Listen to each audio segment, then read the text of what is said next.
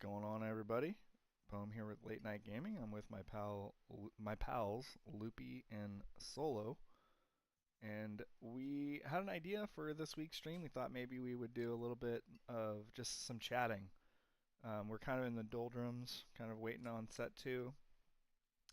Been playing some set two, um, but we'd like to we have a couple ideas for this stream, kind of recapping some store showdowns we've been to recently. Um, Showing you guys some of the set 2 decks we've been crafting. And then the other idea we had was to kind of maybe do a little deck tech um, during the stream here. Loopy, can you make sure we're all audio and video is good? Or should I That's do what it? I'm doing right now. I'm checking on YouTube here because I can't see the overlay is. It looks good. What's up, Brian? Yep, Thanks for looks like we are chiming live. in, bud. All right, so set 1 store showdown recap here. Solo, did you want to go first on that? You had some success with Sabine, correct? Yes, I had some success with Sabine. Um, so I recently the first showdown I went to a couple days ago. I was second place. I should have won. I kind of bricked my hand bricked in the last few games, and I couldn't close out against a favorable matchup in Vader Green. The guy was like already coming into this thing knowing that he lost, and somehow he pulled it out. Which it actually, the store actually provided some packs, so I missed out on 12 packs, and I found out that the guy opened a hyperspace boba. Go figure, right? So I felt the pain of that loss, but still, had great success with Sabine Green. Sabine Green's always going to be positioned well in the meta, and that'll actually be great to talk about when we get into the set 2 stuff, where Sabine Green is going to go, and it only gets scarier. But right now, you can tech against Sabine Green, but if you don't know exactly what you're doing to fight Sabine Green, you're going to probably lose. So anyone who's playing against Sabine Green, make sure you get your reps, because all Sabine Green needs is a window, and she can beat you by turn 5 typically, turn 4 typically. And that's the key. You have to be able to weather the storm and get past turn 4. If you can get past turn 4 playing against Sabine Green, your chances of winning increase. All right, And so, but yeah. All right, let me ask you a little follow-up question that I think will help the viewer. Sure.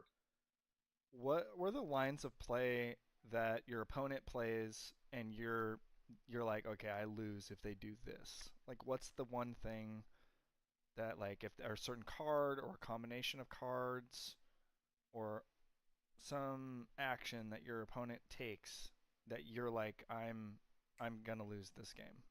Is there like a certain card that you don't want to see? Shoot first. That's a very important card. I don't want to see shoot first. I don't want to see sentinels. And lastly, I don't want to see, if I've started off in space, I don't want to see a falcon, and I don't want to see a Consortium Viper. Or Because seven if foot I've defender, I think, is in that category too. Or 7 feet defender. Yes, absolutely. Um, if they can really blow up my space early, it definitely puts a hindrance on the game and slows it down. And plays like that almost guarantee you probably get past turn 4. So so if you have an answer to space early, you have a good chance of contending with Sabine. But if you don't answer space early, you're probably not going to win that game. And my friends and people I played, they always say whenever space goes unchecked against Sabine Green, it's hard. Yeah, I've always thought the way that you beat the aggro decks is like in the first couple rounds. Like you need to kind of like have the chess match kind of figured out to where you can kind of have favorable trades in those early rounds because they're gonna get their damage in later. They're gonna get their steadfast, whatever ambush, blah blah blah. They're gonna get their K2SO3, the fur causes. Like this, the damage is coming. If you can kind of like deal with it early, then I think you're in a good spot. So like, for a cause or, traitorous even, if you can kind of like ramp a traitorous or something. Like if you get really greedy with a wing leader into that. Loopy, your That's a wife. key. Oh, go ahead, Solo. What do you got? I was gonna say that's a key. That's a key though. When you're playing green, if you're playing Sabine Green and you're playing against another green deck, just always there's some cards you always got to think about, and Traitorous is one of them. You can't get greedy playing extra experience on your non-leader units. If you have your wing leaders and stuff like that in your medal ceremony, you're probably just better off just throwing it all on Sabine when she comes out. So that's stuff to keep in mind. Loopy, did your wife also won a store showdown today with Sabine Green, right? Do you want to give us some observations from that? Yep. So around us, we've had a lot of Palpatine growing, both actually 3 different colors of Palpatine. I mean, I've seen mono green Palp, blue Palp, and yellow Palp. There were very good players on yellow Palp today. And Madison has several very good mono Boba players too. But they were at the other event because we had 2 events in town on the same day, same time. So, in fact, the Green Sabine was the right call. I played Sherd. I think I placed 5th. She did win the event with Green Sabine. The top 4, which is what they played off, was her, 2 Pelps, and a Vader Green. And she was able to navigate through. I mean, I think that for showdowns, I played 5 total. I think I had 2 top 8, a top 4. I placed 2nd, and then I won. I won the first one I played, which was a 35-person showdown with Vader. Really had a good time. I mean, I think that the prize support for these are great. I mean, the meta shifts in fast. I mean, the first one I was at was all Boba yellow and Sabine yellow. And in that environment, my Vader did very well. The week after that, I mean, I started seeing more Vaders and a lot of Palpatines, to kind of address those, and then some of the control decks that specialize in beating aggro, like Idens. That popped up, and now, I mean, it moved even more into the kind of soft control type decks like the Palpatine yellow and blues, and the aggro did well again. So I played primarily, I think I played Churret and Vader for each of them. Yeah, it seems like you've been on Churret and Vader. Force synergy. Seems like maybe you have something there that you like. You like force throw. There's a certain archetype that you gravitate towards. Yeah, absolutely. And I mean, the mid-range decks with force throw, and I will do a shout out. We have an excellent masterclass on Churret. We have a fellow that won, I think, 4 or 5 showdowns with his Churret deck, and then would join me for a Churret masterclass. So that'll point up. All 3 of us had played that deck a ton. That should pass point up this weekend. Great deck. I mean, you're kind of in every game. It has some weaknesses, but if you have force throw and you have force surrender, I mean, you have a way to beat the real hard control decks that would typically beat a mid-range deck. So I think that's the reasoning with both Vader and Churret. And they both Churret in particular is really, really good on the list I have against aggro. I mean, so if you expect that, some of like the soft mid-range decks like that are good.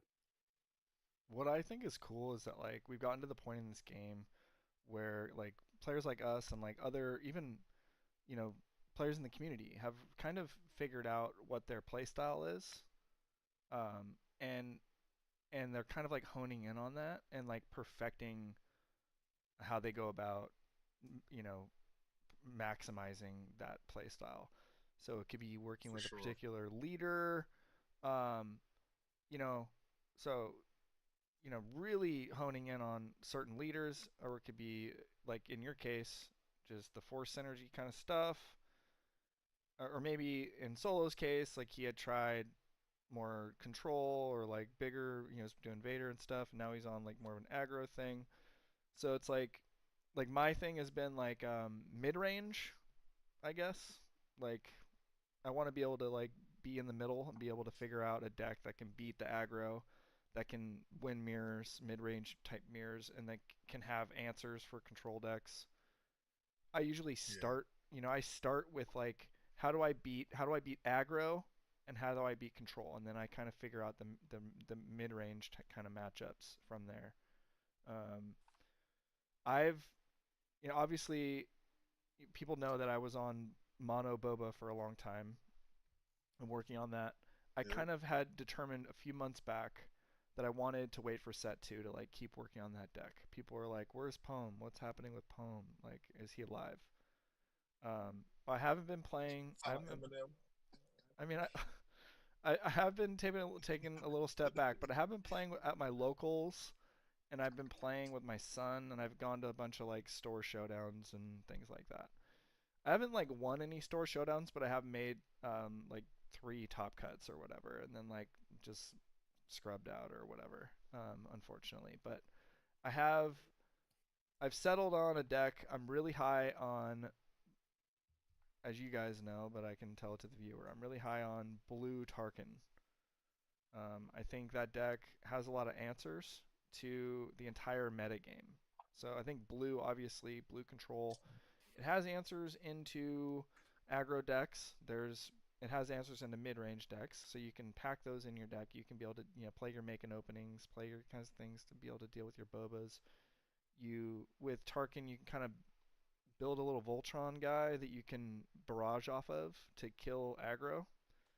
Obviously, you Yep. get healing from the little 2/3 guy Yularen, and you get a nice Sentinel in play.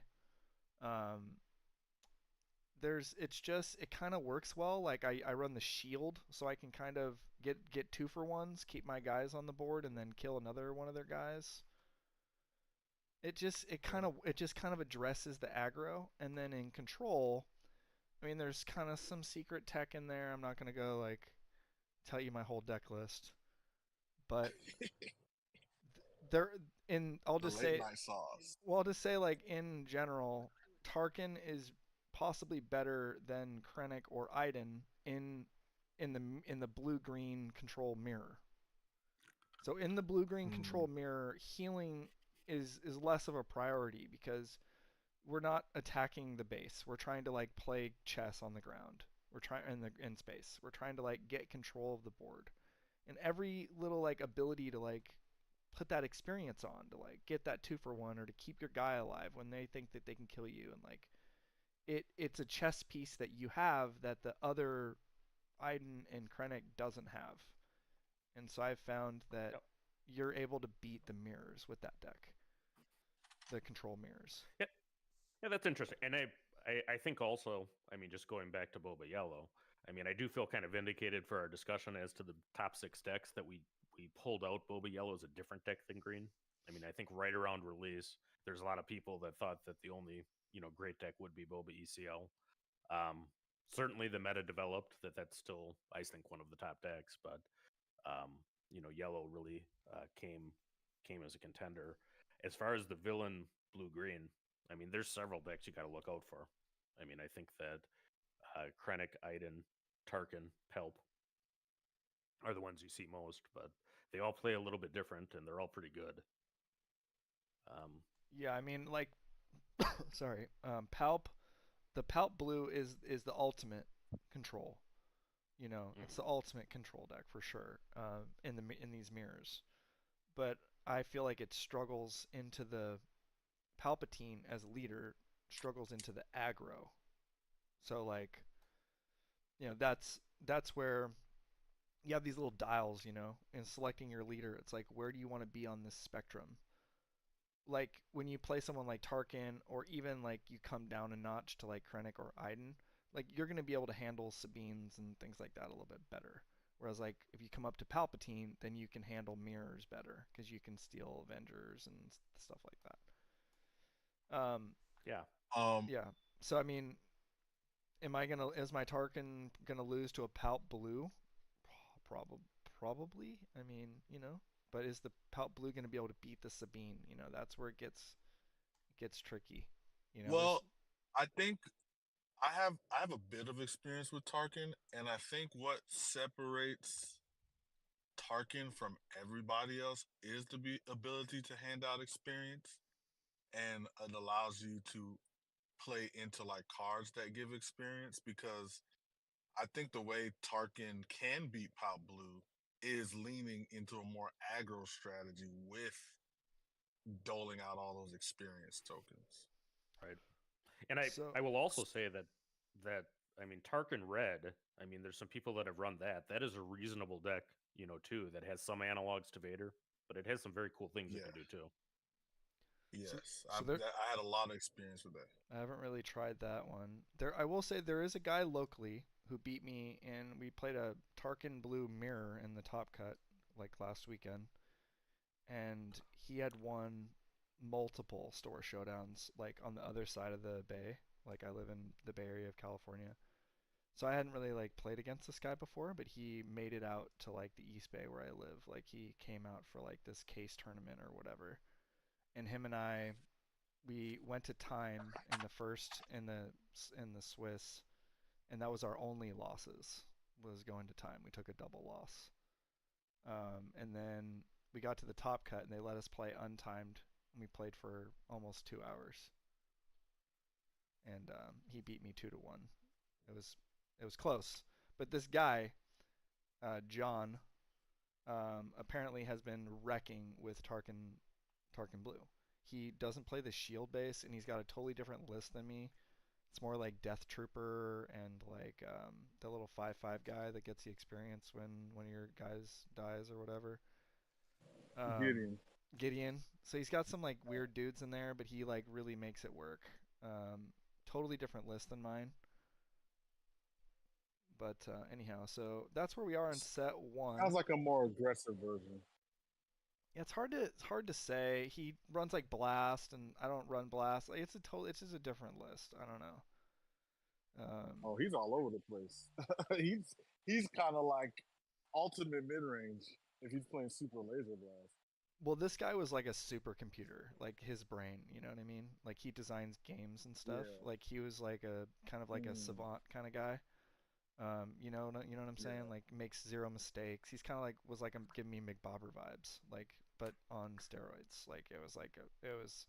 I was in his wheelhouse. I showed up and I was in the grinder. Like it was rough. It was a 2 hour like slugfest with this guy. I've been running a 60 card deck. I will say that's a little tech. Um, Interesting. Okay. it just gives you a little bit more runway in the control. It kind of invalidates their vigilance a little bit, and just allows you to kind of like prolong the game without needing like to play the vigilance mill game. So you're just trying to I also continue going and not worry about them trying to mill you. I will say this: Tarkin. If Tarkin like wants to like, if you're ever in an aggro meta, Tarkin just stomps on aggro meta. Like when I was playing Red Green Tarkin, like just the combination with the experience making your small units big and trading into theirs and living, and then overwhelming barrage right after, the aggro has like no chance. It's the Just none. consistency. It's the consistency that the hero ability provides with being able to curve properly. So like you don't have to draw two, three, four, five, six, seven. Like you don't have to have play that exact card that costs that amount. Like you can decide what lane you want to go in, or if you don't have the ability to spend all of your resources, you have a place to put that resource that's productive. It's just super good. I don't know. And I think the biggest bad matchup that I had actually was Vader in set one. I still have that. It's still a problem. But For in Tark, yes, but in limited Uh, testing, the yeah. fell the 6 cost Rivals Fall just completely addresses that matchup. It's just yeah, we'll see how the decks morph. Set two. I do think that Vader. Are you talking about Vader Green, right?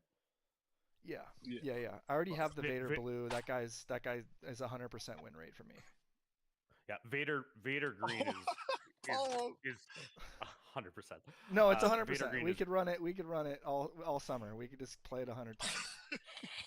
yeah, where's the guy? uh, Where's the guy at? I'm just John, uh, teasing. Josh asked what deck I'm running the 60 main deck. That's the Tarkin deck that I've been talking about. Sorry, all I'm being right, like so and I'm also secretive about it. It's just like it's one of those things I've been working on it for like 2 or 3 months. If I just like put a deck list out there, then like it like hasn't won yet. It's just like I said, it's gotten me to like 3 like top cuts and like 20 or 30 person tournaments and stuff. So I know I'm on the right path. and also I'm going to shout out Monk. Who is a late night gaming member from way back when. Popped into the chat. He's apparently back from deployment. So, hey, buddy. Hope you guys Nice, game soon. Monk. What's good? Dude, I mean, everything Hey, will I wanted to say, come together if we can get Monk back up in here. oh yeah, Monk, baby. I wanted to say this though, before we transition. One thing I love about where this game is like I hear all these like for instance, like I hear Chirrut winning showdowns, and in my mind I'm like, how? Like who was there? And then you got Mono Green Pop coming out of nowhere. And you have Blue Tarkins winning events that like no one's playing Blue Tarkin, like just nobody. Except small people. And I'm more talking about like what's popular, right? I'm not saying Blue Tarkin's bad or anything. I'm just saying we're talking about popularity. Everyone's playing Boba Green, Boba, whatever. But the key that I've realized about this game is knowing what you're doing and your play skill goes a long way in this game. Because if you just know your deck and you have the reps and you know your strategies against the meta, you can do well with a lot of stuff in your locals. We haven't established the game hasn't established a true competitive scene yet where like what you play is more streamlined, like it eventually probably will. But right now the game is just like a free for all. And if you just where you separate yourself in this game now is knowing what the heck you're doing and getting the reps in and knowing your meta and your specific meta and you'll do well. I think it's really just about like working on a project and like focusing on that. Like I said this when we first started like recording for this game, like what is that, like a year ago. I was like everybody else that Mm-hmm. is going to be like, or like, not everybody, but like a lot of people are going to be like just playing a bunch of decks all the time. And they might just like find the deck Mm-hmm. and like, okay, I'll bring this one to this tournament or that one or this one. Like my brain does not work that way. Like I work on a single deck at a time for months on end, and I get the exact list to where I want it to be able to address the metagame. And I think that if you really want to be able to like go to a tournament and be like, I think you could go to a tournament with a deck that's off meta if you've worked on it a lot and do well. You know, if you've really spent the time, like maybe not a Hera deck or whatever, but like if you have that deck that you've invested in perfecting that list and you know that list, you have that sideboard plan. Like my sideboard plan is like to address aggro. So like I have all the capital ships and stuff like that in the main deck. I'm gonna try to win the control mirror game one because we're going to time anyways in game two. My sideboard is my anti-aggro stuff, so they beat me game one. I put in my anti-aggro removal cards, and I just try to beat them twice, and it tends to work. So it's just about like having the reps working on your project and like getting it exactly where you want it to be successful. And I think you will be able to accomplish your goals. So Hey, we if you ever wanted want to. to hear what a mid-range player sounds like, you just heard it there, folks. I mean, dude, if you're in the mid range and like your deck needs to be airtight. Like every single card in there needs to have a Airtight. job. It needs to have an exact purpose. Airtight. Yes. Like I realized, And that's for the name of the example, game. when Okay. well, I lost in the Tarkin Mirror because I needed Relentless in my deck. I was running like Devastator, Mm, Avenger, but I didn't have Relentless. I had cut it like sort of last minute. Um, hmm but that's, I mean, you know, I'm gonna need that. I'm gonna need that guy.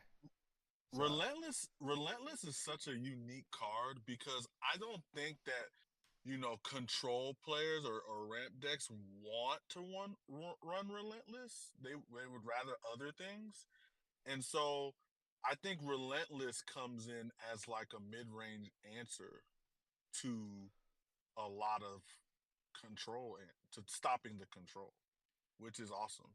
well, you have to have a plan for dealing with the mirrors.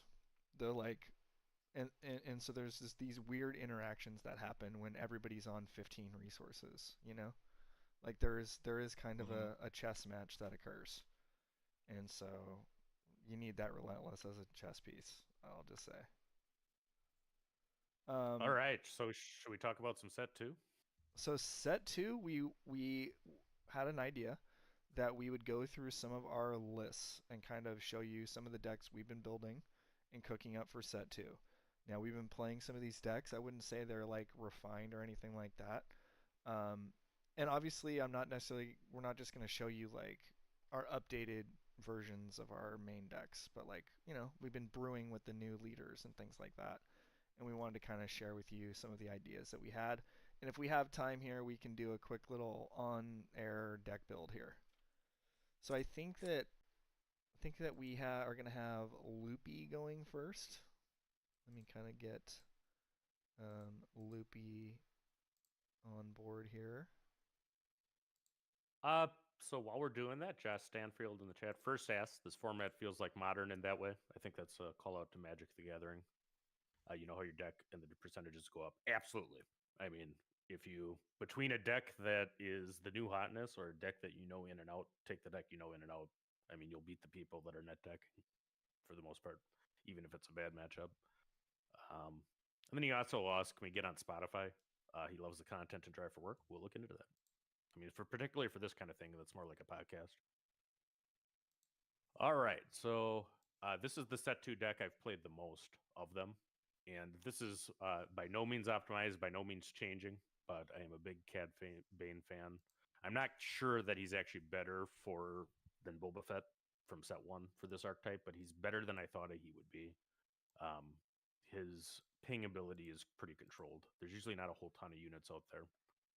What this deck is trying to do is, lean into the underworld synergies. McClunky might be the best card in the deck, and notice it still has Barrage in it. McClunky is just very, very good. And if you look towards the units here, I mean, we're playing quite a few underworld units with shields and on-played abilities. Bazine is a very good one. She, for 2, lets you look at their hand and pick whatever card you want. They get to draw, but you can take away problem things for your matchup. Relentless Pursuit. I did not realize how good Capture was until I started playing it. I kind of started it that way. This deck is running Dryden Voss to take captured units eventually, but Relentless Pursuit in particular plays very well with high cost bounty hunters. I put in today, because they were just revealed, Forlom and Zuckuss for bounty hunters. The Discerning Veteran just captures any unit. So, I mean, if you can protect your stuff and maintain a board presence, it really goes well. So the idea here is to ramp, to push, and then to finish with Maul and Dryden. Maul is an extremely powerful rare. I mean, I think that for 7, you're getting a 7/6 overwhelm, and he can redirect units. I mean, if you have a crafty smuggler out, I mean, the crafty shield can just, take the hit for you. I mean, you can have Greedo take a hit for you. I mean, or you can just take the damage to Maul. and play again. So, I mean, he certainly has been strong in a way that Vader isn't, with being able to close games and do overwhelm. But uh, the sideboard I have here is not, really that refined yet. I mean, we'll get there, but I mean, against most of the people building set 2 decks, this one has gone very, very well. I mean, against the more refined decks that are like set 1 decks with some set 2 cards, but we already know that the first deck is good. I mean, it's more of a struggle. But I think that there's going to be something with yellow-green bounty hunters and ramp in Underworld. I mean, and we'll see. And that's the tricky thing, right, Loopy? Like, that's hard. It's a whole different ball game to actually try to build with these new leaders, and to you're starting from scratch. So if you're trying to play this into a set 1 leader that you're just plugging in and perfecting that deck, take a Boba or something, you're just putting in the Forlom Zuckuss and trying to play into that. That's going to be super powerful because we already know that list. We already have that list pretty well refined. Starting from scratch, I mean, there's going to be a bumpy road here, but you have to start somewhere. So, yep. Anyhow. And we can link this. Yeah, and I'll start working on it. And I think when I've played against kind of just current set 1 decks, I mean, it's done well too. I mean, I think that one thing that'll happen on release is the current archetypes will go. Now, I'm thinking there's a good chance that actually just Boba Fett leader and then fire sprays here, instead of the Xanadu Bloods, are unfortunately maybe going to be, better still. But, I mean, I do think that the, current Boba Fett will modify significantly with some of the powerful things that are available in the new set. And I also think that, I mean, thankfully, because I do kind of like it, I mean, the capture mechanic is pretty good. I mean, Dryden can be kind of good. Relentless Pursuit in particular captures and puts a shield up. So if you have following that with a Dryden, I mean, you can oftentimes win the game.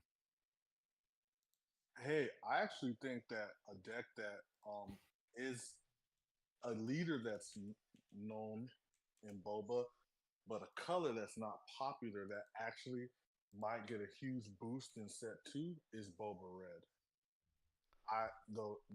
The new red units for the villains in Django and the bounty hunter Wookiee, I can't pronounce his name. Kersantin? Yeah. What I can tell you is that guy is sick in Inquisitor.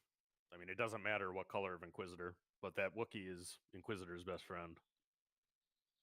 Yeah, like that Wookiee's putting Inquisitor on the map, but also I think it's going to put Boba Red on the map. And something that people may not really think about, but that 4-cost card that makes you discard 2 could also surprisingly see play. Oh, Pillage? Pillage is great. Yeah, that card's crazy. Pillage is just going to replace Forced Surrender, where I have Forced Surrender, and that is a key thing that both Churd and Vader do. I mean, I have hand destruction in there, but so there's Pillage is good. Look out for Han Red. There's a new card that's also gonna, I think, be good in the Boba Red, and that's the one that like allows you to attack with each of the bounty hunters for +2, something like that. Do you know what I'm talking about? Yeah, that was the reveal today. I mean, it doesn't let you attack base, so it doesn't go good with an aggro strategy. I mean, we'll see. Yeah. We'll see where it goes. I don't But if you're doing control with bounty hunters, it could be good. I think so. I think there's something there. But I'm really curious to see if. Go ahead. I was gonna say I'm really curious to see if hand destruction really becomes a thing, where somebody just focuses on destroying your hand. So I think hand destruction's already a thing. That's what I do. I think that hand destruction is going to be so powerful in set 2. I think that you're going to need to run smuggle cards, okay, to try to deal with this, or card draw, or you're going to need to be a hand destruction deck yourself. it's going to really Wow. transform the game. And then I think a card like the Wow. scanning officer or whatever that guy is then becomes a piece That card's that then is really crazy into smuggle, because if you have a bunch of smuggle, you play that guy, and if you for every smuggle card that you reveal, it gets replaced, and when it comes in, it becomes in exhausted. So So basically, you're saying there's going to be a red green hand destruction deck. no, I think like I'm that not uses I'm not that like a card. play tester or something, but I can already tell you there's enough hand hate going on that the way the game is played will change. Smuggle will need to be more of a something that you consider in order to deal with that, I think. Yeah, And like then force throw into mhm, pillage into force surrender, and somebody's gonna even make smoke and cinders. Yep. a fully optimized crazy deck that just fully wipes out your hand, and you're gonna have a really hard time functioning unless you have a contingency plan. This will be a meta deck. Like hand hate will be a meta deck, kind of like we had, all these different archetypes in set 1. Now we're going to have hand hate. And that's going to be something that you need to consider in your deck building. So smuggle, like I said, or card draw will need to be something that you factor in to your game plan. That's the way I see it. And stuff and and this is the reason why. And even before I knew this, I was gonna run this leader, but this is why the first leader I am going to be playing when the set drops is Kylo. No ifs, ands, or buts about it. Because I don't need a hand to wreck your face. Okay. That's Yeah. true, and I actually that I have some decks there. So, did you have any set 2 decks you want to show off, Pum? Oh, yeah, we can just alternate here or something. Is that what you want to do? Yeah, let's show you. Sorry. Let me pull it up here. Yeah, we are. I think pre-releases are coming up real soon, people. So check it out. I think that most of the places put up their pre-releases this week for set 2. I think they just got their boxes there. We look to be doing some specific content for getting ready for your pre-releases. Check out for that. And I may make a short video kind of commenting on some of the supply issues, but make sure to be talking to your locals. I mean, if you are going to play regularly there, I mean, there's more than one that are doing just MSRP pre-orders for their local players. Not so much the online ones, but I've had success there here just asking. So, check that out. Yeah, I think you can It's also okay not to get every card right away. I mean, I think you're gonna get product from your local. I think that's where you need to look. Yep. So my first deck here, I have a Gar Saxon mono blue deck.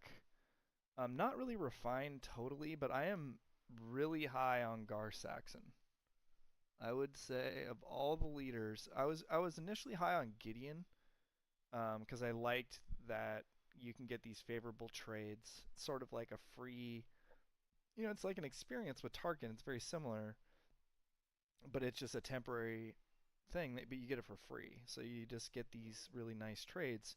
Well, Gar Saxon gets that ability even when your opponent attacks into you. So he's, I think, even better than Gideon. I think this guy is just total nut. Like he's nutso. Like he's fully good.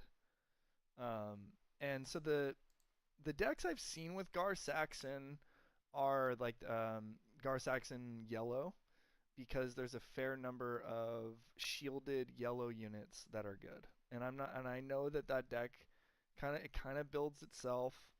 You've got the crafty smuggler, the 7th Fleet Defender, that Evazan guy.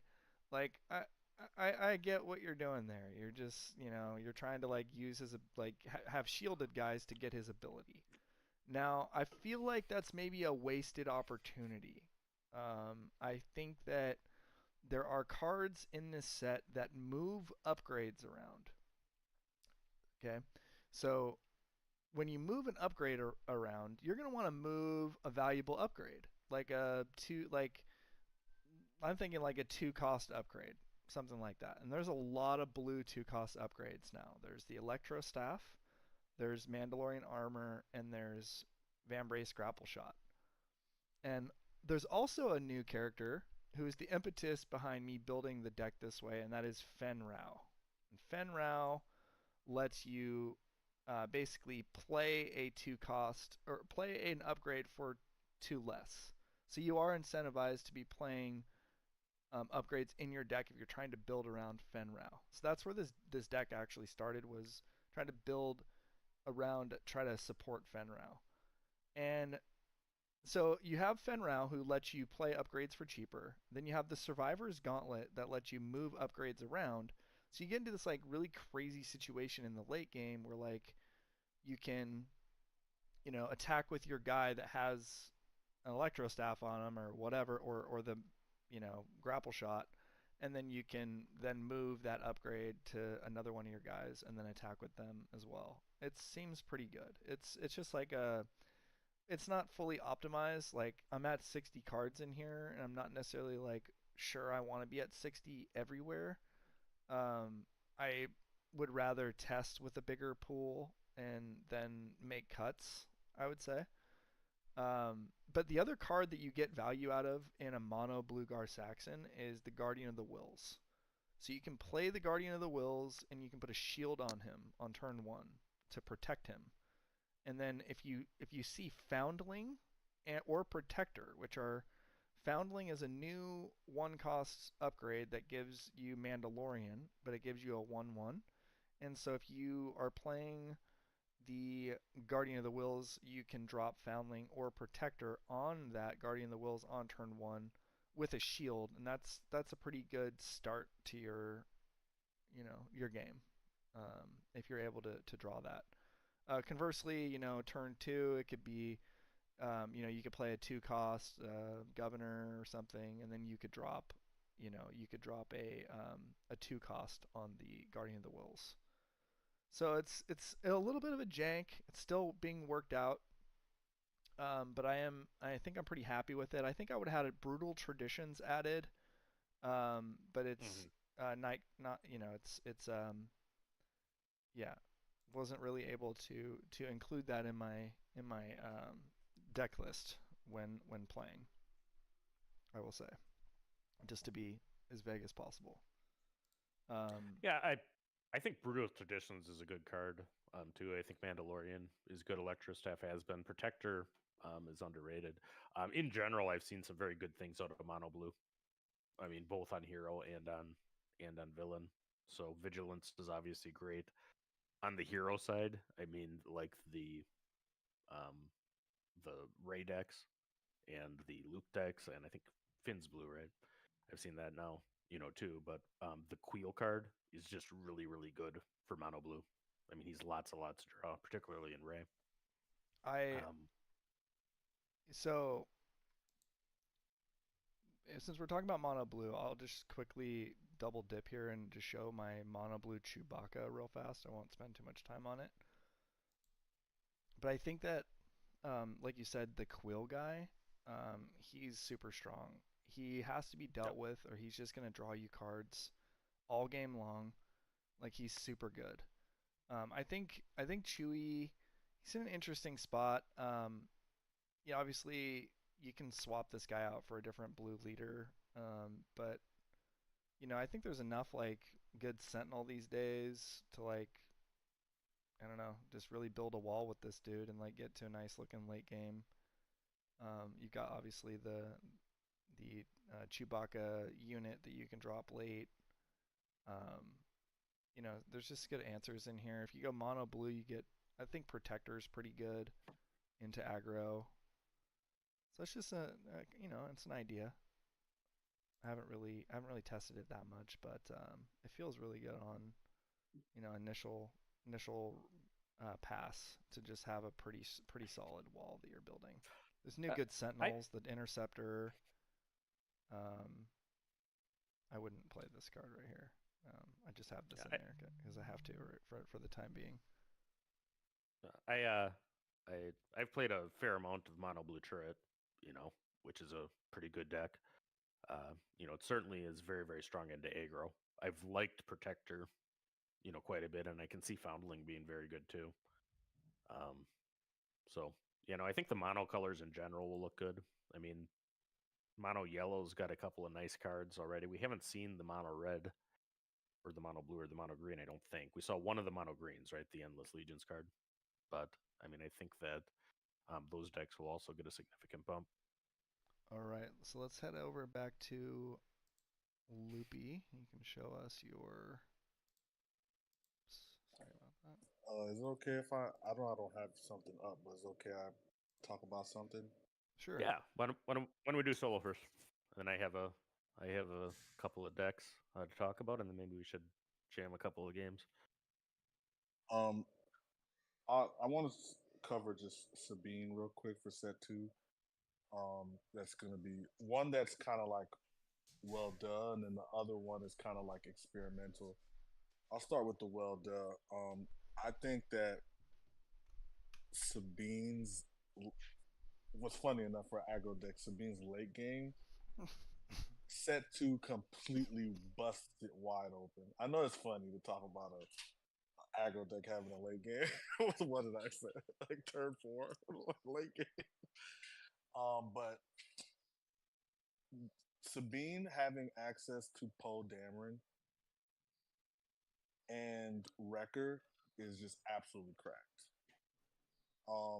These cards, both those cards, both one a legendary, one a rare, are nuts. A lot of people should be very afraid that aggro got significantly better, which set 2 has improved a lot, but man, aggro's just hitting hard. Wrecker, he's a 6 cost. Believe he's a 7/6 overwhelm. I mean, and Sabine doesn't really care about blowing up the resource because Sabine typically caps out at 5 to 6 resources anyways.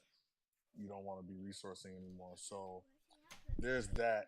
And then Poe being a 6/6 for 5 and discarding cards to do more base damage. So you do 4 to base and then you have a 6/6 body is kind of ridiculous. So aggro got a huge boost to their late game. And as far as the experimental goes, as you guys know, Sabine is a Mandalorian. And so because Sabine is a Mandalorian, the new legendary Dark Saber comes into mind playing on Sabine, which Sabine getting Dark Saber is pretty nuts because she becomes a 6/8 with a Dark Saber. And then she'll obviously do the ping to your base. Which playing the Dark Saber, I was looking into if there are any way that we could add some more Mandalorians to the deck and maybe shift away from the Rebel synergy. And so there is some potential options.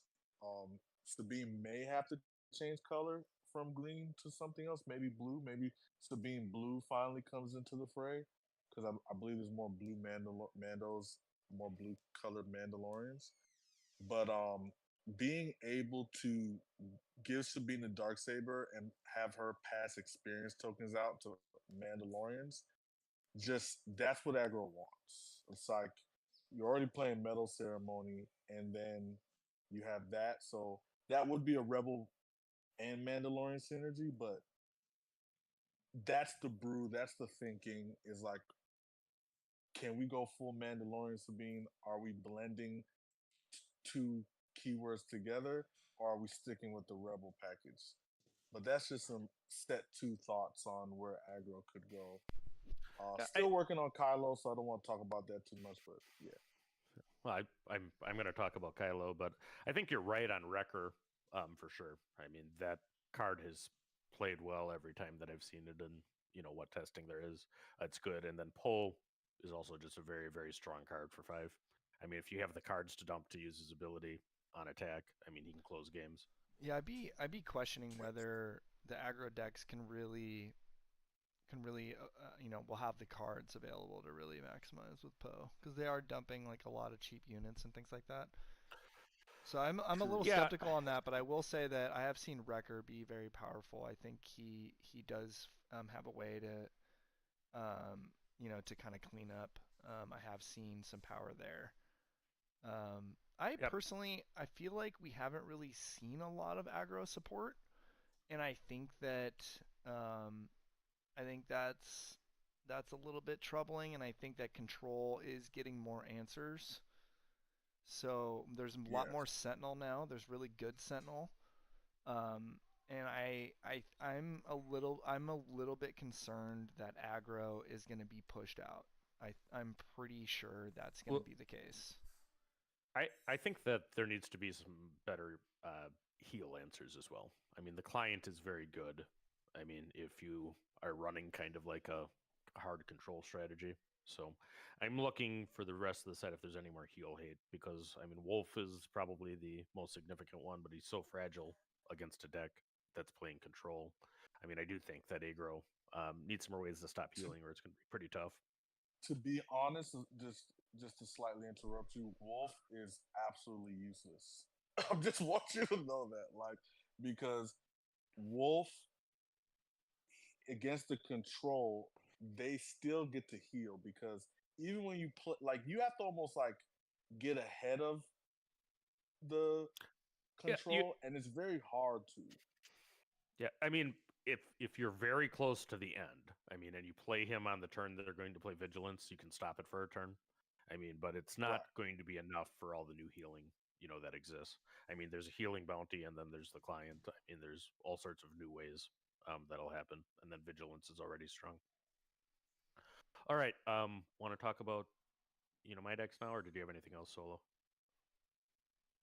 Um, yeah, I just think with the wolf, like it's tough because control they just play a removal and then they claim. So it's almost like very difficult to get ahead for wolf to be even effective at all. Um, and then by then, if the game is that late, you probably lost. So it's tough. I tried wolf and it's just he doesn't fit the bill. But other than that, I think I'm good on my aggro. Just needs like there's a lot of sentinel, and I haven't seen any like too much saboteur that helps the aggro. And I will say this about Kylo: like Kylo does finding ways to get around sentinel for Kylo, as Luffy will get into probably. It has been difficult.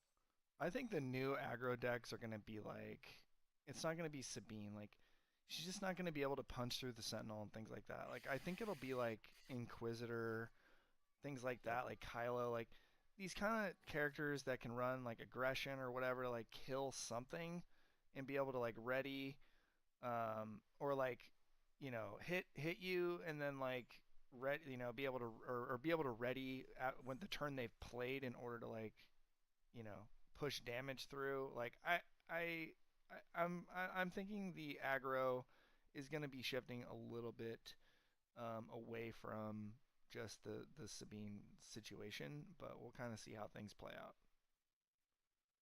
Yeah, we'll see, and that's what this deck is exploring. This is of the three that I'm showing, I have the least reps on the red Kylo I made, but I do think that Kylo's an interesting leader for villain aggro. I mean, what he does is he discards a card from your hand, gives a unit +2 when he does that, so he can make anything relatively strong. Also, very importantly, he flips on 4 and is a force unit, so it gives you very early force powers.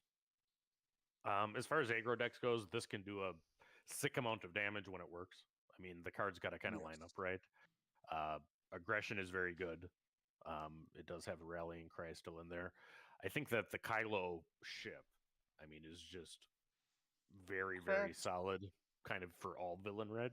I mean, I think that a 3/2 in space for 2 is just good. With Kylo, you can use it to pump, and then you can play it anyway. So it has kind of that Yep. advantage. Uh, and then most of the cards in here can be readied with aggression. Aggression can ready anything for 3. Clan Challengers is kind of where the top end of this one goes, but it's big. It hits for 6 the turn that it comes, and it overwhelms. if they have a bounty, I think, is how that one works. That's a great card for Inquisitor too. But I've done some Kylo Red, I've done some Inquisitor Red with the set 2 cards. Both are pretty good aggro decks. I think Inquisitor Yellow is maybe going to be the strongest one still, but we'll see. Because that gives you Surprise Strike and McClunky. So that Clan Challengers card is pretty busted in Inquisitor, right? Like, because he can ready it, because it's a 3. It hits for 3, but it has raid 3. So you hit for 6, then you use Inquisitor's ability on it, and then you hit for 6 again. Yeah. And then you deploy Inquisitor, and then you hit for 6 again. I mean, this guy can go really crazy really fast. Yeah, so, I mean, with Sneak Attack, and Inquisitor, this can do 12 on turn 3. I mean, it's sick. It's just... That sounds so strong. It sounds so strong where your opponent, it sounds like as an opponent facing this, you almost have to forego that turn, just to control. Like, you can't let that go. Like, that's game over. When they get to the Clan Challengers, if you don't have an immediate answer for that, you're a toaster, dude. You're cooked. You're cooked. Oh yeah. And the other one I showed, this is actually a little bit better deck than the red one overall. It is a mid-range Kylo deck. This is not a hard aggro deck. This is mid-range. This is similar to like what Vader is in this S. In fact, it would not surprise me at all if Vader Leader is actually just better than Kylo, here. But Palpatine Returns is a fun card. I mean, Kylo does have synergy there. So what this one is trying to do is actually just bust things out early. The Ramp Bounty has played well for me. The 2-cost Ramp Bounty. I mean, I've had good luck with that. I was unsure at first whether it's better than Resupply or not as good as Resupply, but I have had a good time with that. It still has the Super Laser Tech. It still has the Barrage. But, I mean, if you get the, Dream Hand early where you can ramp, and then you can also just, like, ditch a Maul or a Vader in your discard pile. I mean, potentially on, like, turn 4, I mean, you've already put up Tylos, but you're just starting then with the Palpatine returns. And it has kind of all of the mid-range control tools that Villain Green Red has. So I have had luck with this. I'm not totally positive that Kylo is the best leader, because his deployed ability where he loses damage for each of the cards in his hand is a significant downside. I do think that on a deck like this, you're picking when to play him, because the primary thing it does, or what it can really do for you, is turn on your force powers. So when you need to do that, if you have a couple of forcers there, it can be good. What was it, Solo? I want to say this about your red-green Kylo, because I saw it a while back and I wanted to comment. I actually think that if you're gonna build red-green Kylo a certain way, like the way that I noticed you build it, I definitely think Vader is better. But what's unexplored with Villain Green is Villain Green actually has quite a few low-cost units. And so what I'm thinking about is, like, building it like aggro, because he's an aggro leader, and like how a turn 2 resupply is nuts, because you dump your hand, you resupply, you play a 2-cost turn 1, dump your hand, turn 2, play resupply. Kylo comes out. You should possibly, if you can find a way to get down to just one card, Kylo comes out on turn 2 as a 4/4, right? That's really good. You pump up your unit, your whatever your 2-cost was, and now Kylo's a 4/4. That's on turn 2. That's really strong. Yeah, and then maybe go from there. Yeah, no, it's good, and particularly if your dump card was, something that you can then call later with Palpatine Returns. I mean, I've had luck with that. Right. I feel like in the end, the Palpatine's return thing I feel like in the end is going to be more of a payoff for Force Throw, and then hopefully we get other cards that allow you to discard from hand. Maybe another Yeah. card or two, and then you don't have to rely on Kylo. Because I feel like Palpatine's Returns is more of a deck, a card that you'd want to include in a mid-range to like late game strategy, whereas like Kylo is more of an like he's an aggro character, so there's a little bit of a nombo Right. there. Yeah. Right. So I mean, of the two, I mean, just because I think that, I mean, the hard aggro, I mean, against decks that maybe aren't that well constructed, I mean, the red Kylo can do very well because it can burst all kinds of damage. This one's a little bit more stable that you'd run to, but I mean, I didn't update this list, frankly, for a little bit. I actually see some stuff that I'd probably change already. I mean, there's some stuff to play around, but I can tell you that, I mean, if you get going with kind of the big payoffs here, there's enough big force units and green red to do well. Yeah, I think the other thing you kind of mentioned here was the bounties, and there are some really good green bounties. So there's the ramp bounty, and there's one that's like really busted, which is the one that you pay one, and if you achieve the bounty, then you get to play a 3 cost from your deck or whatever, top something or other in your deck. That thing is like crazy, like, because especially if you're running like Bosk or whatever, like imagine paying one and getting to proc that twice, and you get 6 resources worth of stuff for 1 resource. I mean, you pretty much won that game, right? Like, so I think that the bounties are pretty crazy, but I do think that the bounties ultimately will exist in decks that um, benefit from their use, like Bosk and whoever else. Yeah. No, I can see that too. And I think that actually when I've played this deck too, I want to actually try timely intervention, too, which is kind of like ECL on a stick, mash that and maybe actually move away from Energy Conversion Lab. I mean, if you're playing the timely interventions, because doing that on demand, I mean, makes sense. I mean, you should either build for it or not. I haven't seen too much of that, but that I remember when that card was revealed, people were pretty high on it. It's, if I recall, it's a smuggle card that allows Yep. you to give ambush to one of your guys. So you just kind of stash it in your resource row, and then late game you get the ambush. So I could see that being good Yeah, I with think like it's an better overwhelm coming. unit, maybe. I And think it's better coming out of your resource row than it is being played from hand. yeah, absolutely.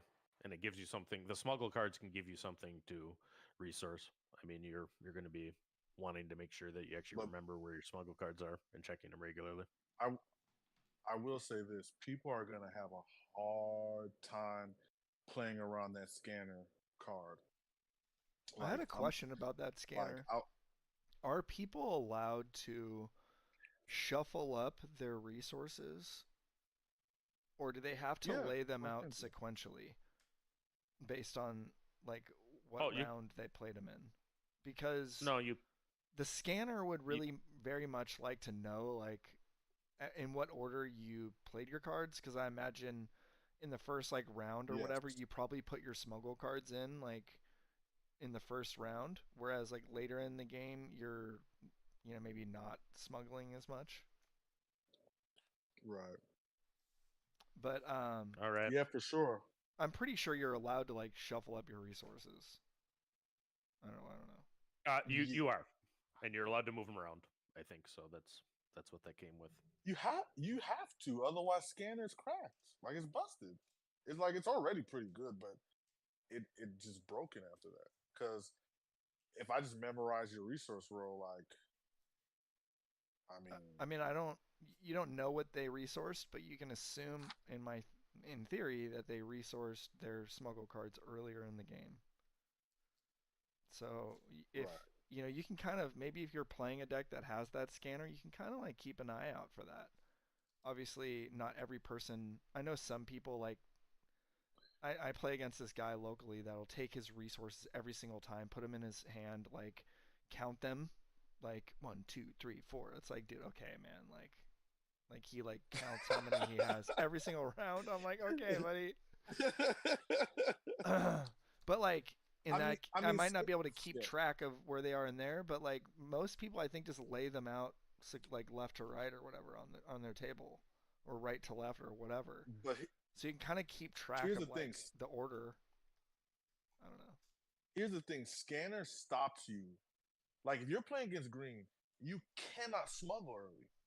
You can't, because then you get blown out. Like we already know, like if you don't play turn one, how significantly your chances of winning go down outside of maybe control, right? So if you smuggle early and they hit you with that, Yeah, that's GG's. if A you lot of the smuggle time.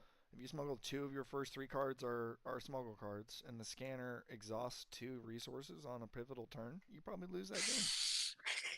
just busted, bro. People are going to cry about scanner.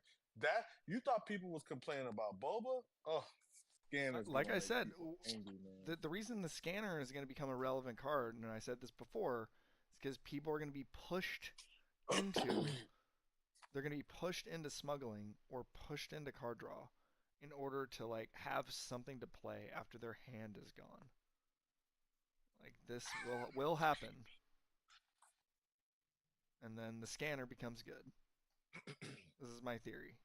Bro, the depth of this game in set two has significantly increased, factoring in capture, smuggle, and what's the other ability? Dude, I think capture is crazy too. Like, so Capture has played better than I thought it would. I mean, I think that I mean, of the cards that I've played, I mean, Legal Authority can be tough to use of the capture cards, but Take Captive is strong. Relentless Pursuit is very strong. If you can have some high Or cost that bounty hunters in legendary your, hero card. That legendary yeah. hero card, the green one. And then the new kind of capture bounty and then spare the target, you know, can take their units for 5. I mean, it's strong. You get bounties when you capture if you don't know that too. I mean, so that can be very, very good. what's Yeah, the bounty one? captures. What's the card? What are you talking about? The bounty one, oh, what is it called? It just started. What does it do? It was a reveal recent. It's a bounty that you put on them. That, looking what the name is. It's like offer you can't refuse or unrefusable offer. I think it's unrefusable offer is the name of the card. Yep. So you attach it to an unleader unit, and then the bounty becomes that you play it for free under your control, and it enter plays ready, and then at the start of the rebro phase, defeat it. So you get to use it for a round, basically. Their guy. Yep, and then it dies. But I mean that's good. Oh, it's And kind of like there's Change a- of Heart. I think that the 3 cost one yeah. that gives you the shield if you're a bounty hunter, I think that one's pretty good. And I would That- like to that's see the- more support. Yeah. Oh, More stuff like for bounty hunter in particular. Because right now it's kind of slim pickings out there. I think there's like a red card that got revealed recently that helps bounty hunters, the pump to attacks by +2, and then there's that gray 1 cost guy that like I think is pretty good for bounty hunter. He like lets you do 2 damage to a ground unit, but I think we need some more bounty hunter stuff, and capture stuff, because you think they would give even more support to those two working together, because bounty hunters capture people and things like that, right? You think there would be like even a couple other cards too that like lean into that. I think bounty hunters are already pretty good. There's a lot of good bounty hunters. The Forlam and Zuckus, I mean, it's only been out there, so I probably have 3-4 games with them, but they seem pretty good. I mean, particularly together. Particularly in villain, there's a lot. But yeah, no, I think we're ready to make like a Boba red deck at this point. I don't know. I think it's probably ready to for get sure. cooked up. I think it's. Yeah, that's the next deck. Boba Red's coming out on soon. Maybe we do that. We were talking about doing a deck build on stream here, but let's see the rest of your decks, Loopy. And I had one more I wanted to show. So let's. Why don't you show Why don't you show your deck? That was the 3 that I have significant testing in. But if you guys want to like put Can- together a deck right now? Well, we could try to build the Before you Boba get Red. into that, Go ahead. before you get into that, I just have a question. Where do you guys because I'm thinking deck construction and bounty, are you guys high on bounties going into this? Like, and as far as like playing bounties, putting them in your deck, and like, what are you cutting? Like, are you playing less units? Are you I playing don't. more I events or personally less don't events? think I'm doing bounties unless I'm playing like Bosk. Like I don't think you just slam them into your deck. Personally. It, it, they shouldn't go in every deck.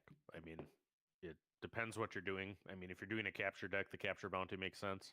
I think that the ramp bounty is pretty good because you usually, I mean, if you're doing a mid-range strategy where you're taking out their units, I mean, you're ramping for 2 instead of for 3 with resupply. I mean, so that's been okay.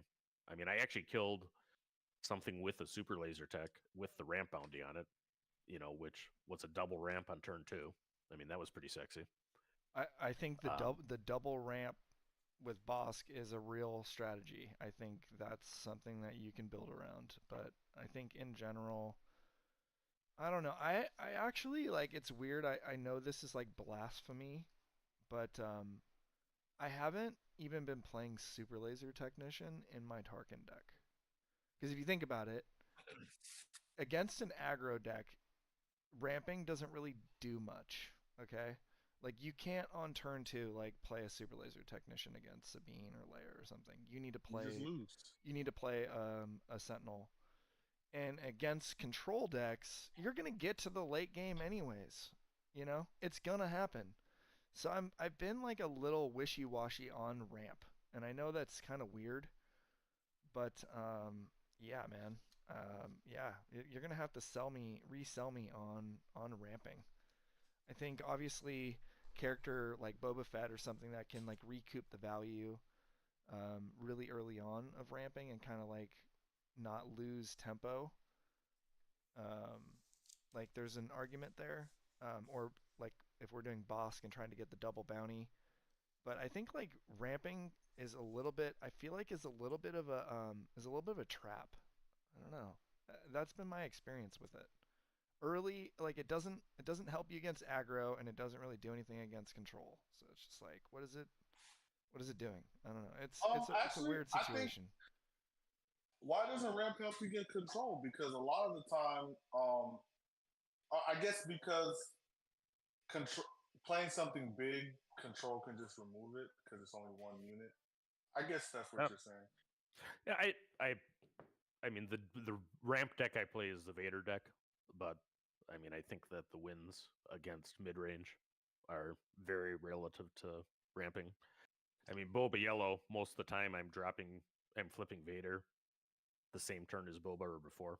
I mean, which really just screws him over. I mean, it's very, very important to ramp in that matchup.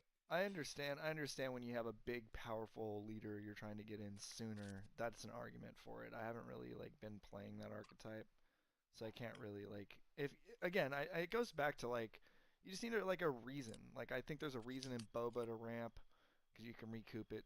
You know, there's a reason to play ramp and like Vader or whatever to get him in sooner. Maybe even like Palpatine to try to like stabilize by getting him in to steal whatever. But I don't know, man. I just don't think it like resupply doesn't go in everything. Like I don't think Super Laser Technician goes in I every agree. green villain deck either. I think it's a little bit like I think it's a little bit of a noob trap. here's where I think ramp is good. Ramp is good in Boba Green. It's good in Boba, and ramp is good in Vader. I don't think Krennic or Iden need ramp. I think Han Solo definitely needs ramp. Like resupply is the only reason why the deck I think can even compete. You know, the games and also Luke Green needs a resupply because the games that you can get to the Luke unit turns, the faster you can get there, the better. But I agree, not every deck needs to ramp. I just think if you play resupply into aggro, you just lose. Like the game ends. Like I don't know. I mostly take out resupply into aggro. I will leave the super laser techs in there, but I'm an advocate for the snow trooper lieutenants to make them have enough reach to kill somebody. So, So but here's my my last deck. It is a Luke Green, and I think that this deck has gotten a major upgrade today or whenever a couple days ago when this came out, and that is Maz Kanata. I think Maz Kanata is an incredible card. I am so high on this card. And obviously you want to protect her and Luke can do that. So the biggest issue that Luke Green had was that its win rate was like very high if you drew Alliance Dispatcher on turn 1. So you played Alliance Dispatcher, you put the shield on it, and then on turn 2 you're playing like a Kanan or like a 4 cost and you're cooking. You're going to town. You're ready to go. And now what this deck is able to do is play Maz Kanata on turn 1 as well. And Maz Kanata, if not dealt with, and she's going to have a shield on her on turn 1, is going to continue to grow throughout the game into a card that you paid 1 resource for that ends up being able to continually, defeat their units and grow big enough to be relevant. I'm really high on the card. So you have that shield on her. Maybe on turn 2 you play like, 2/2s or like or you play like a 2 and a 1 or whatever. You get her up to 3. You ping the shield off to like kill their 3 health unit. She's still there. And just continually getting bigger. Like I think this card is very good in Luke, or in you'd want to consider it in like a deck that can run the security complex base. So if you were doing a green hero with the blue, I opted for Luke, but I'm pretty sure that she really helps this deck a lot. And obviously my list needs a lot of work, like just looking at it, but I just prioritize like putting a bunch of sentinels in here. Like I have a bazillion sentinels. Just trying to like build a wall, and then get to a nice late game. Poem, I think that strategy is good in a world where everybody's not like people are trying to step away from ECL and go to the 30 health bases. But I feel like, well, how do you feel about like like getting ECL turn 1 when you play like your Maz or your dispatcher and they just blow it up? Does that like make you cringe? Yeah, I guess you would need to go second. I guess part of it. Um, yeah, I can see that. I guess I can see ECL. I mean, there's always gonna be a counter to what you're trying to do. Um, so yeah, I mean that would be problematic for sure. But I've been Yeah, seeing just I've been thinking. seeing I think it's yeah good. I've been seeing less ECL. I think Right. I've been seeing less of the base. So yeah, the timing can be a little weird there. Like if you um even if you're playing like against a ping deck of some sort, there's which now there's several. If they go first, they can Yeah, there's a lot of them. yeah they can like play their thing, their villain. Vader plays a stormtrooper, and then you play Maz, and then he pings you and kills you. So I mean, there's definitely ways to like stop this in round 1, but I think it's pretty.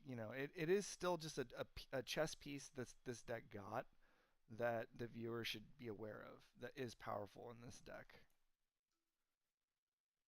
Oh, for sure. If you're playing stuff that's not running ECL or you're playing stuff like that's a great combo. Like it's just a great combo. I just wonder how do you recover if that gets blown up? Is it like does has anything else shifted with Luke Green where you can recover?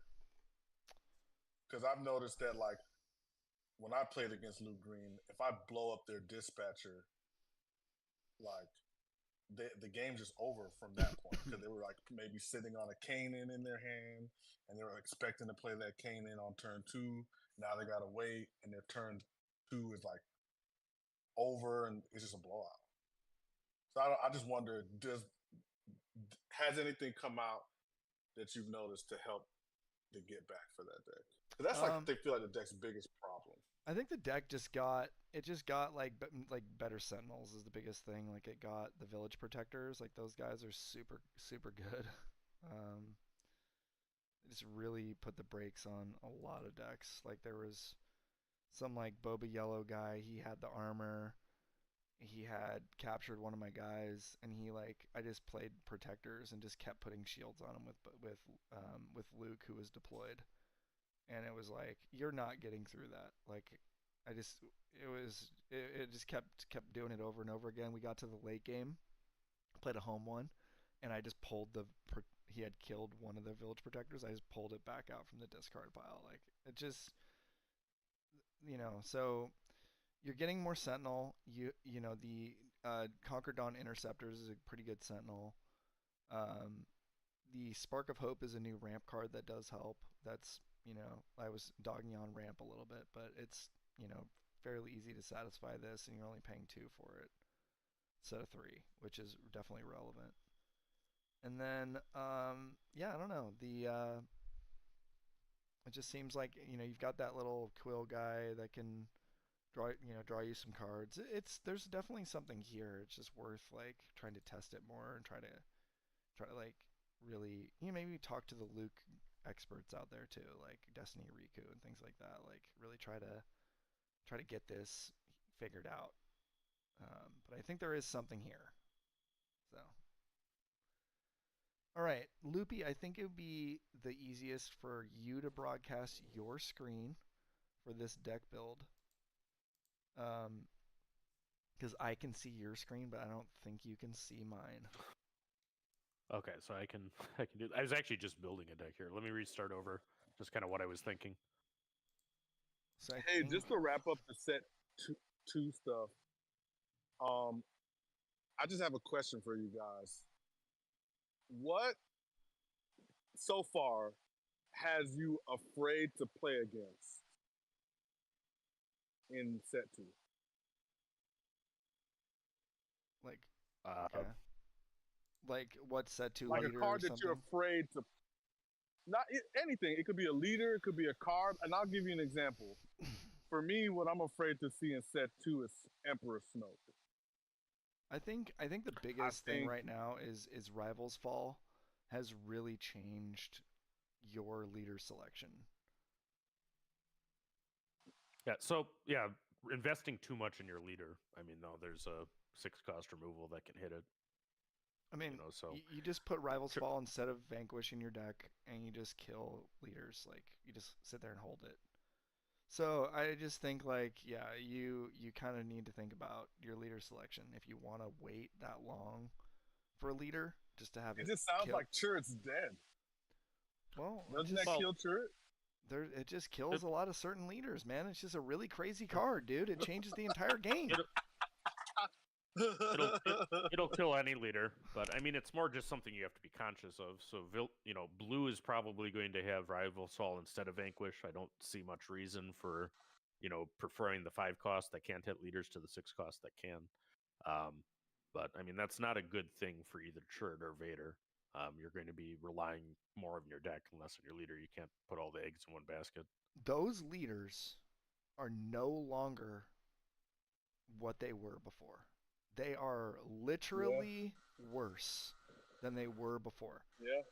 Darth Vader is no longer a meta contender. He is literally defeated by a single card. This is facts. I'm telling you right now. This is why you listen to Late Night Gaming, baby. Now there's the hot takes right there. Go ahead. Get the Darth Vader guys on here. Get Vika on here.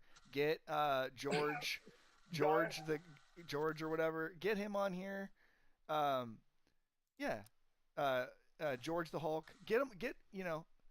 Ask them about Darth Vader. Just ask them what and see what they say. and they're gonna say, "I'm not playing Darth Vader anymore because Well, of Rivals Fall."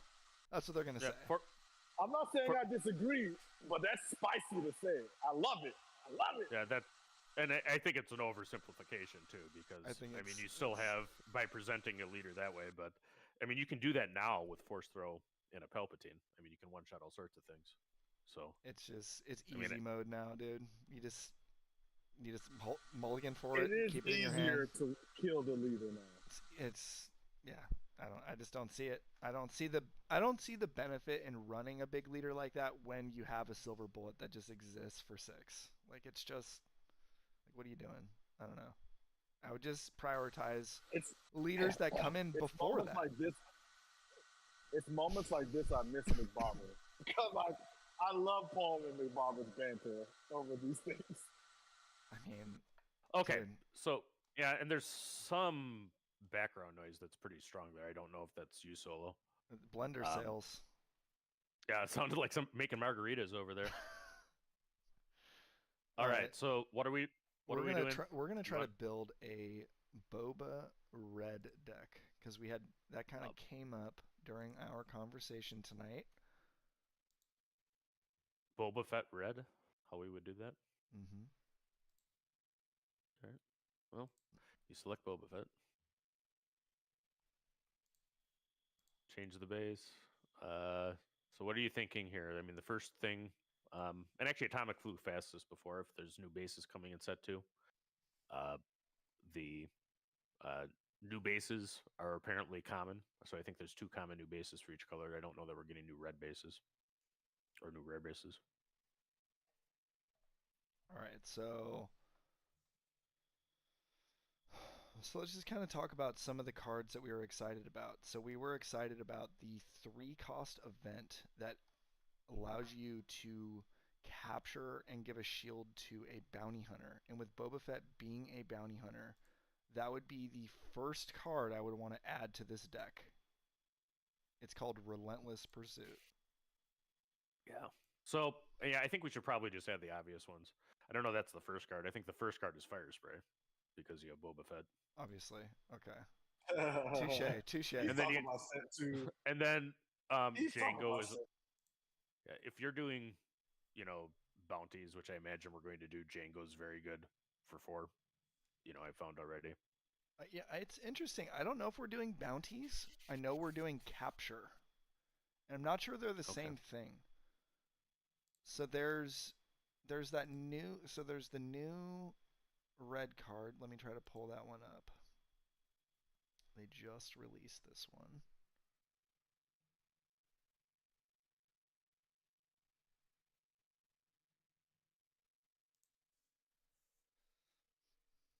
It's like my Okay, so we currently have the Fire Sprays, It's called Django. head hunting. I think we start by just trying to build a bounty hunter focused unit package, and then we include a card like head hunting and bounty guild initiate.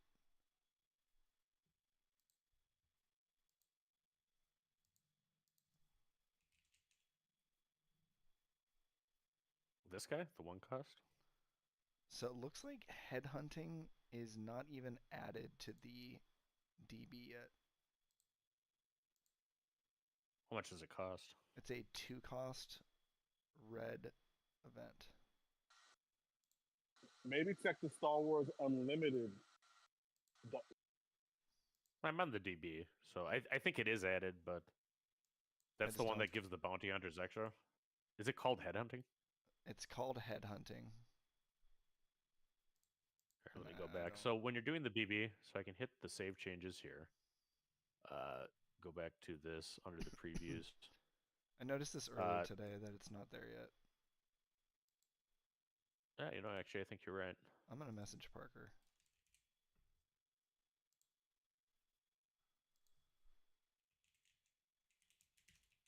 Okay, so we'll go back to the Boba Red. You have to hit edit here. I do usually deck build here in the DB before.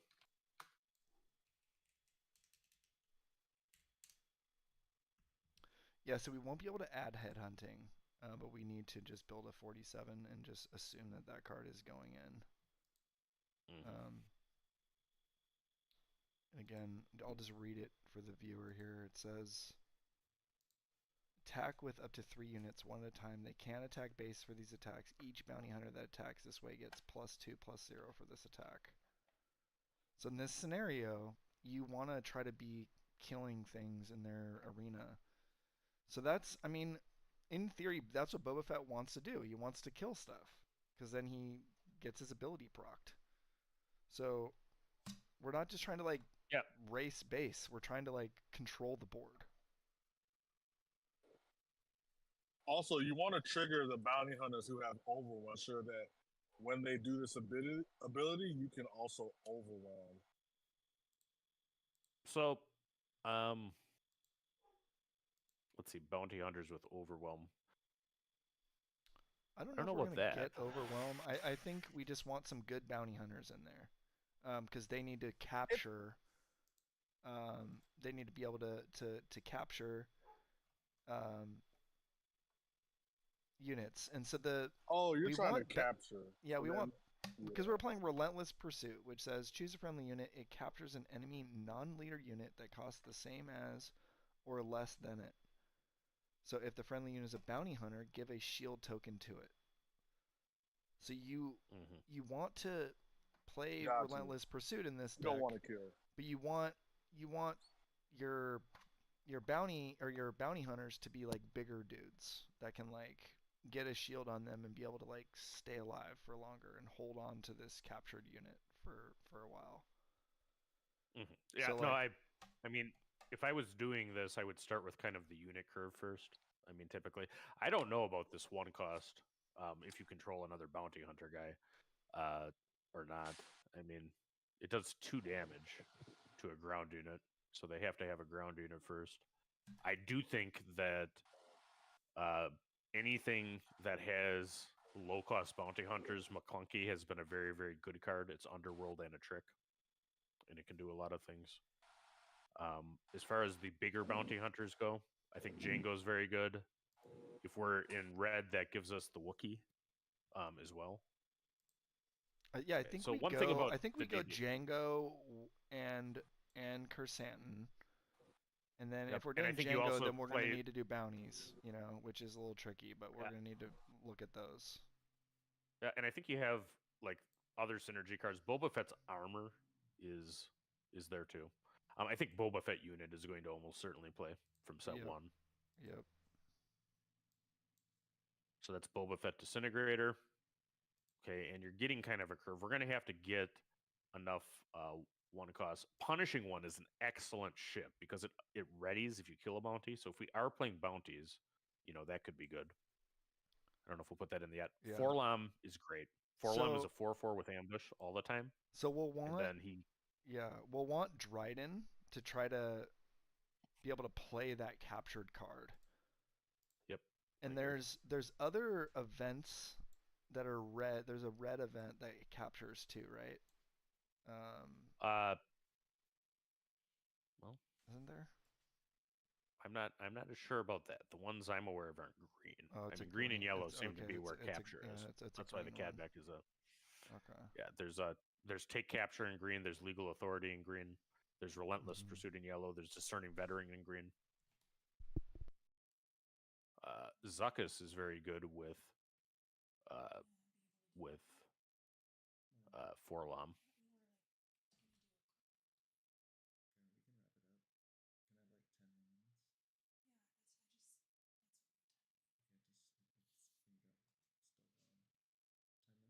All right, so we're going through here. I think I have 19 ground units now. I have 10 more minutes here. Yep. Well, I think we're wrapping up our chat, and then we'll hop off for the night and see you guys next week. All right, so just kind of going through the obvious bounty hunters higher up. I mean, I think we put in the Boba Fett unit at 3, which is pretty good. And then you have Forlom and Jango both at 4. If we're not playing bounties, I think Forlom's considerably better. And you don't really need Jango Fett if you're if you're have Boba as your leader because it'll turn on fire spray all the time. I think Yeah, we but you're just playing Django because he's great. Yeah, I think the ability to draw the card with Django is pretty good. I've seen Django be really good in like when you can ambush him, but I think we still we still want to slam the bounty hunters in there for redundancy, just to have good ones on the table at all times for the relentless pursuit. The curve is just great. Like Boba, Disintegrator into Django, into your 5 costs. Well, It's just a great I mean, curve. and if you're in villain yellow red, I mean, you have 2 very strong 1-drops in Greedo, who's a bounty hunter, by the way, and the Stormtrooper, the 3/1. I mean, that can put pressure on a lot of decks. It's not good against things like Vader, but I mean, those can be a very, very strong opening. You don't have to listen. Palm killed Vader today, so you don't have to worry about that anymore. Yeah, Vader's dead is a serious list. But so we don't gotta worry about Vader ping anymore. We gotta worry about Cad Bane pings. Pretty much. Chris stands here. Syndicate Lackey's another. So I mean, you have just a ton of things at 5 that you can play. With this deck. I think we just go Bounty Hunter. Kersantin and Zuckuss at 5. Kersantin. Well, what about Is that what about really his name? It is. What about Bosk though? Bosk is good. Yeah, maybe Bosk. It's a little heavy, so we'd have to just test it. I don't know. Guild Target, I think, is a strong bounty. It does 3 damage to a base for 0. I actually don't think Boss is good because, like, how many events are you running? Yeah, we'll have to see. It depends. I like the. right You're now, running bounties. Right now, there's only 6 events. There's Relentless Pursuit and McClunky. Yeah, like I don't think you run. I think we do Guild Boss Target, needs at least Wanted. 18 events. I think we just slam all the bounties we can in there, really. Wanted does the ready resource thing, which is Boba's thing. Now, if you put it on somebody, you could potentially ready 4 resources. Yeah, I think we go with that. If you stay low to the ground, then so I don't know then if we're getting all the way up to 7 for Dryden, because doing like Greedo here, and the Stormtrooper, this card's cool too. The Worm. I mean, if you played with that. I mean, if you just are slinging tons of Underworld cards, which yeah, goes there's a way you could build this where it's not Bounty Hunter and it's Underworld, and then you'd go Proxima. I think I'm just an optimist, and I think there's going to be a little bit more capture support forthcoming. Just think we're going to get like 1 or 2 more cards that really help, like Dryden, make Dryden good. Oh, I think Dryden and Yellow Green seems to work pretty well. It's probably good here too. Irrefusable Offer is the capture bounty, so I suppose that's playing. It doesn't exactly capture it, but if you do capture it, he comes into your play under your control, so you can actually switch their units across. I mean, it's obviously good if you can nail it on a super laser tech. Though, I mean, we had a question about that. I mean, I captured a super laser tech after it, 2 then 3. But if you actually kill the super laser tech, I'm not sure how that interacts. I mean, we'll have to ask Gandork about it. All right, so what else do you guys want in here? We're at 34 right now, just kind of going through the basis of the unit. You can save. If you go to view the deck, you can look at your curve. The question is whether you're doing the like one health guys, like the Stormtrooper and the Greedo. I feel like there's just too much. Like it's so easy to get ping now with like some of these decks. Like so, who are all the new leaders that ping? Like who do we got? Cad pings. I mean, that's what he does. But I mean, you get to choose where it goes. So you're only going to put it on a 1 health if it's your only unit out. But if it's turn 1, he kills your guy, right? I mean, look. Yeah. So I mean, I think if you play out he plays an Underworld guy unit, and then he kills your guy. Yep, that is exactly how that would work.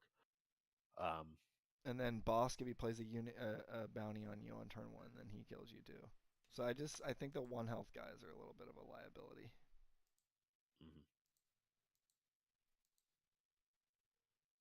I So, mean, yeah. I think you go to values, somewhat. I mean, I think the 3-2 Kylo ship for 2 plays. I mean, I probably play the 7th Fleet Defender in space. Probably. Both those ships make sense. Mm-hmm. You know what ship's actually pretty good if you were doing Underworld is that one that creates the debuff. It's like the yellow one. I'm trying to find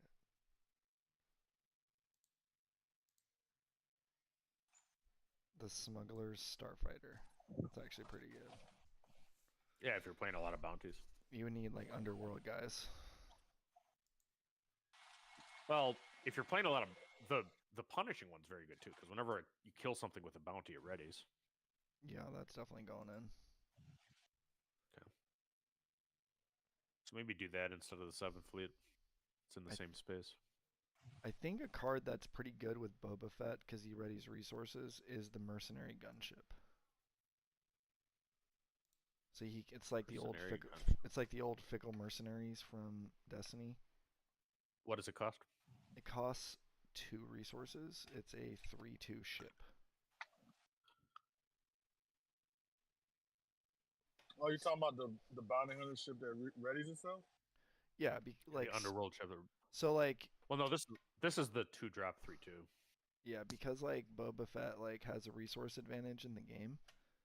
I think that this guy plays well in that strategy, like philosophically. Well, and I think that's a good point for deck building too. Just going here, I mean, what we added was 3 Kylo ships, which is a legendary, which is a 2 cost for 3/2. I mean, that one is an uncommon. I mean, one of those is probably like a $2 card. One of those is probably a $40 card. So that does make a difference as you're starting. Yeah, I'm just looking for good 2-cost cards, and I'm like high on the ones that like actually trade into stuff well. So I would play the like new Wookiee card. Talking about the punishing. I would play the Fugitive Wookiee. Fugitive Wookiee. It's good to have a Wookiee. Oh, the 2 cost. That's a 3/3. Mm-hmm. Yep. That card's great. I don't care about the downside. Yeah, I think that card's pretty good. Yeah. The other one, Evanson. Evanson, yeah. But I don't know. I think he's a little bit of a trap. I think he is. I mean, I've really had a hard time with him. I mean, Crafty Smuggler is still very good. Migs goes with this card. I mean, I think that's more a Kylo card. Mm-hmm. Oh, are you talking about the unlicensed headhunter? Which one's that? 3/2 ship with Saboteur? No, I was talking about the mercenary gunship. Right. So the headhunter heals 5 when they kill it. So I think it's actually a pretty good control ship. I mean, if you're actually not trying to damage their base, we're probably doing a little bit more aggressive here. That does actually seem pretty good.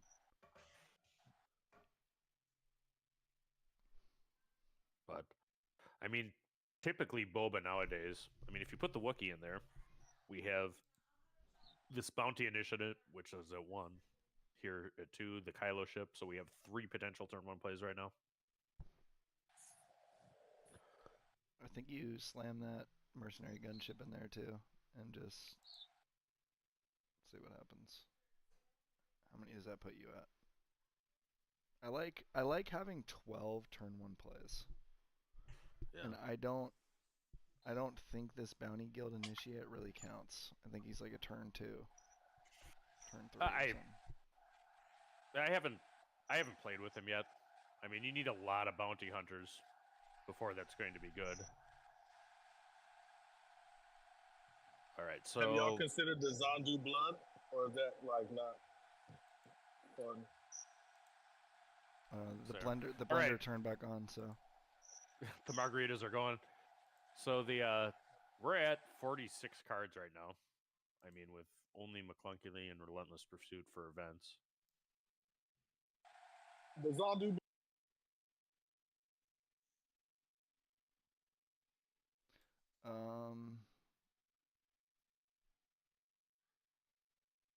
I'm not sure if Zanadu blood is relevant. I'm not sure on that guy. Which one? He was trying to call out Xanadu Blood, the Cad Bane ship. Oh, the Cad Bane ship. Yeah, no, it can be good if you're pulling back.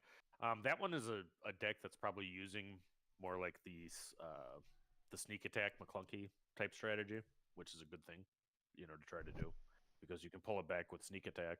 I mean, it doesn't die if you McClunky it back, and then a lot of like on plate effects. So like, what is her name? Bazine, the spy that lets you Bazine it all. I mean, low cost things that do something on attack, and then you play like Pirated and McClunkies to bring it back to your hand. That Xanadu Blood goes right with it. Not to get too off topic, but Poem, I think your all ship dream might be alive with set 2. Yeah, so, I mean, the other card you and might want to consider in this deck is that Pillage card to like hit their hand. That's an interesting concept here. But yeah, you could. I think Pillage is very good. Now, if you can get like Force Throw, in there too, and some other ways, to do it. I think that there's going to be a hero deck. I mean, there's already a lot of options in hero because you have K2. I mean, sure, it's better at hand destruction than Vader is, but I play hand destruction already. I think hero yellow red is going to have some major hand destruction. There's a hand deck that Top Gun in Orlando that did mostly that, and I had it built for a while. It's a good deck. all right, guys. All right, so I gotta probably get us to wrap up here. Yep. So I mean, from here, we're at 46. I mean, I think you're probably looking to like add in the surprise strikes of the world, and probably at least a little bit of removal with either open fire or force choke or something. And that's probably where you start with, and then you see what plays well and you see what doesn't. I think think you take all that mitigation, you put it in your sideboard. You main deck, just the gas into control. You got just gas, and then you lose the aggro. You try to beat them in the first game. They beat you. Like then you just bring in all your mitigation to try to clean them up. That's how you play it. All that mitigation, just throw it in the sideboard. That's how I would play it. Just my entire sideboard is open fires and force chokes and all that crap. Yep. And then you save this. I mean, there's some online ways to play beyond there. And then, just have fun. You can get an idea as to what's good, and then when you get the cards, you can go nuts. We should have some proxy decks soon. So. All right. Well, I gotta wrap it up. I'm gonna do bedtime and all that, but I will. This was fun. I'm not sure what we're doing next week, but maybe some other variation of this. Do another check-in or something like that. But it has been a really nice time chatting with you guys. So hopefully we get some proxies going on or something. I would assume next week we probably have a full set release because what's today, the 16th? Pre-releases start really soon. So no, pre-releases are the weekend of the 4th. It's right after the 4th is when the first pre-releases are. So check your locals. You should be able to sign up. All right, Loopy, just make sure you check with FFG about our little project we're trying to do before release. Just make sure we're all got that lined up. Yep. No, we should have some pre-release content for you. We have some from actually the last one that we'll be releasing, but I think we all did pretty well at the pre-releases. Number one thing you can do is get familiar with the card pool right now. Sweet. Oh yeah. All right. Well, I want to thank all the late nighters for tuning in, and if you made it this far, you're my hero. Later.